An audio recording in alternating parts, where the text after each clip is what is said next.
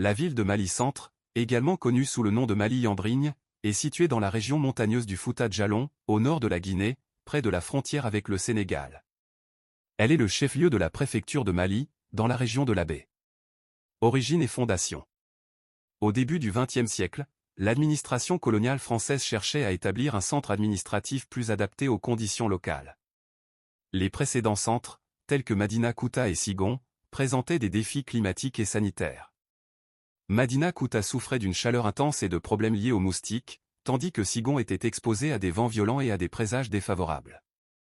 En 1905, après une étude approfondie, l'administration coloniale choisit le plateau de Tanguay, situé à Mali Centre, pour y établir le cercle administratif. Ce site offrait un climat plus tempéré, des sources d'eau abondantes et une position géographique centrale entre les anciennes provinces. Croissance et développement. Sous l'administration coloniale, Mali Centre se développa en tant que centre administratif et commercial.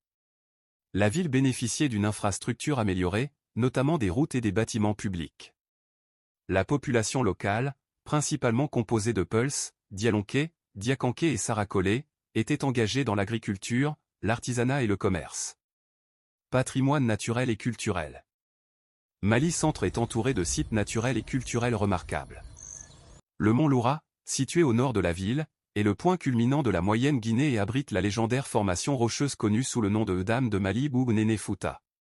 Ce site attire les visiteurs pour ses panoramas spectaculaires et son importance culturelle. Parmi les autres sites touristiques notables figurent la grotte de Ouyouka, utilisée comme refuge par les Djalonkais lors des guerres saintes, et les puits de Bowal Paris, situés dans la sous-préfecture de l'Ébékéré. Ces sites témoignent de l'histoire et de la richesse culturelle de la région. Défis contemporains. Malgré ses atouts, Mali Centre fait face à plusieurs défis.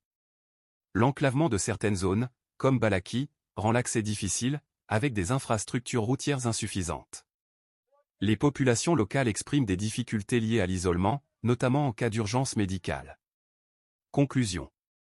Mali Centre demeure une ville d'une grande richesse historique et culturelle, offrant des perspectives pour le développement du tourisme et la valorisation de son patrimoine naturel.